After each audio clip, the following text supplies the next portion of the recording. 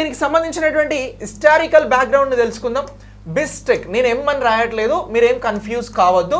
దీనికి సంబంధించి ఏం జరిగింది అనేది ఒకసారి చెప్తున్నా. దీని నిర్మాణం, దీన్ని స్థాపించడం, దీని ఎస్టాబ్లిష్మెంట్ ఎలా జరిగింది అనేటువంటి అంశాన్ని చెప్తా ఉన్నా. మళ్ళీ మనం బిమ్స్టెక్ వద్దాం, అంతకంటే ముందు నేను బిస్టెక్ దగ్గరికి తీసుకెళ్ళిన. ఇప్పుడు దీని స్థాపన ఎప్పుడు జరిగింది అని అంటే 1997లో ఏ మంత్లో అనంటే జూన్ 6వ తేదీన జరిగింది. సో దీని స్థాపన, దీని నిర్మాణం ఎప్పుడు జరిగింది అని మాట్లాడుతున్నాం. 1997లో జూన్ 6వ తేదీన జరిగింది అని అంటున్నాం. సరే, ఈ బిస్టెక్ అనేది కూడా ఏ డిక్లరేషన్ ద్వారా జరిగింది అని అంటారు? ఇగో దీనికి సంబంధించి కూడా బ్యాంకాక్ డిక్లరేషన్ అని చెప్పేసి గుర్తుంచుకోవాలి. Bangkok declaration. సో మనం నిన్న కూడా మాట్లాడినాం, ఆసియన్ అనేటువంటి కూటమి కూడా బ్యాంకాక్ డిక్లరేషన్ ద్వారా జరిగింది. అంటే బ్యాంకాక్లో వాళ్ళు సమావేశమై దాన్ని ప్రకటించారు. అలాగనే ఈ బిస్టెక్ అనేటువంటి దానిని కూడా బ్యాంకాక్లోనే సమావేశమై దీన్ని నిర్మాణం చేస్తున్నాము అని చెప్పారు. మరి ఈ బిస్టెక్ అనేటువంటిది తీసుకొచ్చినప్పుడు దీనిలో ఏ సభ్య దేశాలు, ఏ దేశాలు కలిసి దీన్ని వ్యవస్థాపక దేశాలు కలిసి దీన్ని నిర్మాణం చేసినాయి అని అడుగుతారు. లోతైన చాలా ఇన్డెప్త్ క్వశ్చన్స్ అడగాలి అనుకున్నప్పుడు ఈ విషయాలు అనేవి మనకి ఇంపార్టెంట్గా మారుతాయి. సో ఇప్పుడు ఈ బిమ్స్టెక్ని ఫస్ట్ బిస్టెక్ అని చెప్పేసి పిలిచిరు. ఇది బ్యాంకాక్ డిక్లరేషన్ ద్వారా వచ్చింది. 1997 జూన్ 6న దీని నిర్మాణం జరిగింది అని అంటున్నాం. ఇది దక్షిణాసియా, ఆగ్నేయాసియా దేశాలతో కూడినటువంటి ఒక అంతర్జాతీయ సంస్థగా చూస్తూ ఉన్నాం. ఇది ఒక అంతర్జాతీయ కూటమిగా చూడాల్సి ఉంటుంది. ఏ దేశాలకి సంబంధించి మనం ఇంతకుముందు మెంబర్ కంట్రీస్ గురించి చెప్పినప్పుడు దక్షిణాసియా దేశాల గురించి చెప్పినాం, ఆగ్నేయాసియా దేశాలను గురించి చెప్పినాం. ఈ దేశాలతో కలుపుకుని ఉన్నటువంటి కూటమి ఏది అని అడుగుతారు. అడిగితే బిమ్స్టెక్ అని చెప్పాలి. కానీ అంతకంటే ముందు ఇది బిస్టెక్గా ఉంది, దానిని గురించి మనం డిస్కస్ చేస్తూ ఉన్నాం. ఇప్పుడు క్వశ్చన్ ఏంటి అని అంటే, దక్షిణాసియా, ఆగ్నేయాసియా దేశాలతో కలుపుకొని ఉన్నటువంటి కూటమిని గుర్తించండి అని 4-5 కూటమిలు ఇస్తారు.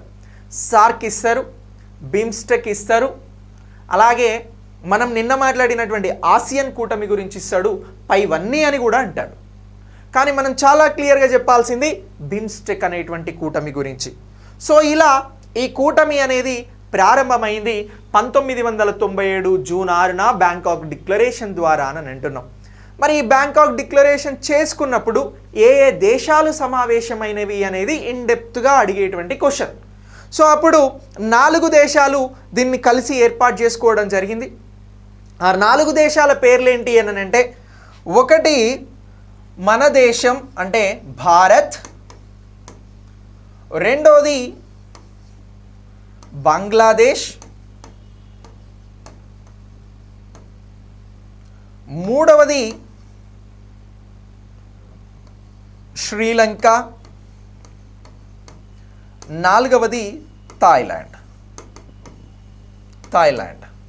సో ఈ 4 దేశాలు కలిసి బ్యాంకాక్లో సమావేశమై బ్యాంకాక్ డిక్లరేషన్ని ప్రకటించి మేము బిమ్స్టెక్ అనేటువంటి ఒక కూటమిని తీసుకొస్తున్నాం. ఈ కూటమి అనేది బిస్టెక్ అనేటువంటి ఒక కూటమిని తీసుకొస్తున్నాం. ఈ కూటమి అనేది బంగాళాఖాతాన్ని ఆధారంగా చేసుకుని ఉన్నటువంటి దేశాలు ఏవైతే ఉన్నాయో ఆ దేశాలలో సాంకేతిక, ఆర్థిక పరమైనటువంటి సహకారాన్ని, కోఆపరేషన్ని అందించుకుంటాయి అని చెప్పారు. ఓకేనా?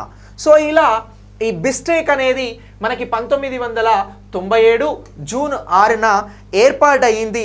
ఏ 4 దేశాలు కలిసి ఏర్పాటు చేసినాయి అని అడిగితే భారత్, బంగ్లాదేశ్, శ్రీలంక, థాయిలాండ్.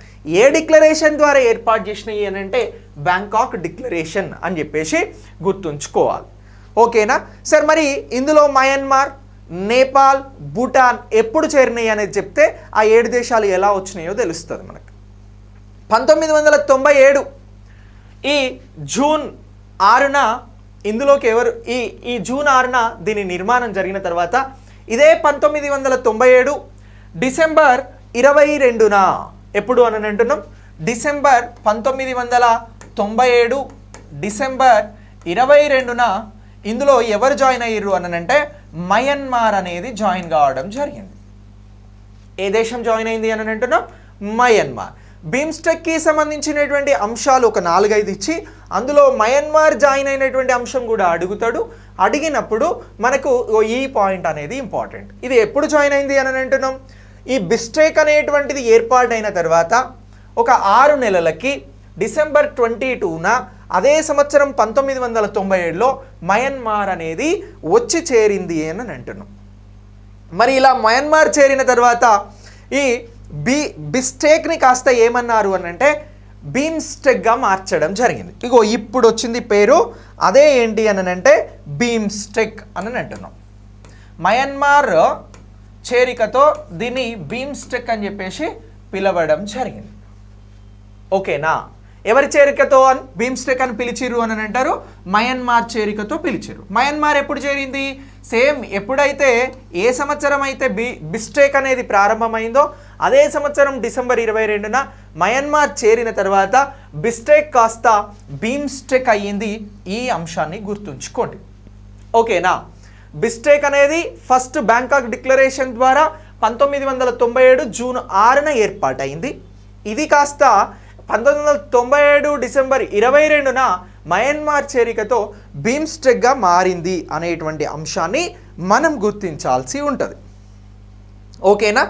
సో మరి ఇప్పుడు క్వశ్చన్ ఏంటి అని అంటే నేపాల్ అనేది ఈ బీమ్స్టెక్లో ఎప్పటి నుంచి పరిశీలక దేశంగా ఉంది?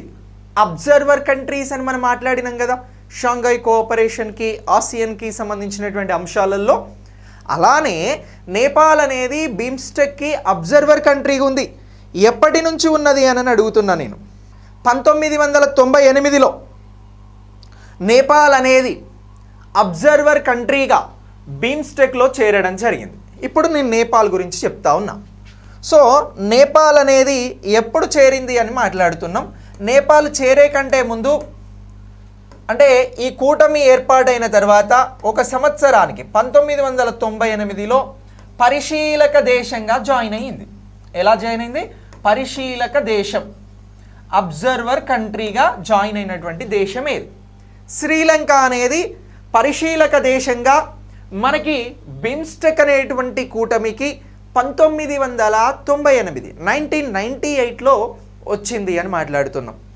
మరి ఈ నేపాల్ అలాగే భూటాన్ ఈ రెండింటినీ కూడా ఎప్పుడు సభ్య దేశాలుగా చేర్చుకోవడం జరిగింది బిమ్స్టెక్లో?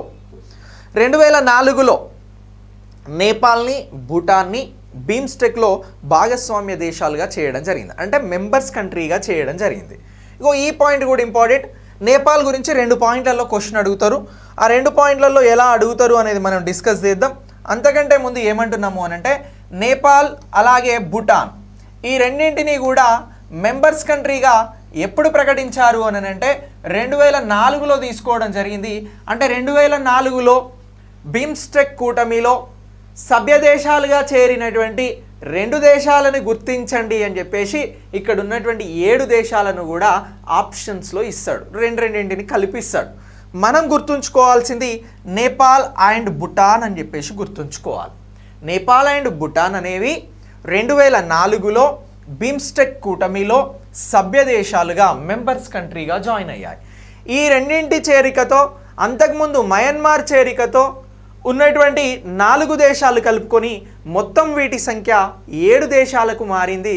ఈ 7 దేశాలకి సంబంధించినటువంటి కూటమినే మనం ఆగ్నేయాసియా దక్షిణాసియా కూటమిగా పిలుస్తూ ఉన్నాం. ఈ 2 ఆగ్నేయాసియాకి సంబంధించినటువంటి 2 దేశాలు మయన్మార్, థాయిలాండ్, మిగతా దక్షిణాసియాకి సంబంధించినటువంటి 5 దేశాలను కలిపే మనం బిమ్స్టెక్కి సంబంధించిన కూటమి అని అంటున్నాం. ఇది బంగాళాఖాతం మీద ఆధారపడి సాంకేతికంగా ఆర్థికంగా ఆ దేశాల అభివృద్ధి కోసం సహకారం కోఆపరేషన్ని అందించుకునేటువంటి కూటమిగా మనం పరిగణించడం జరుగుతూ ఉంది. ఇదే బిమ్స్టెక్.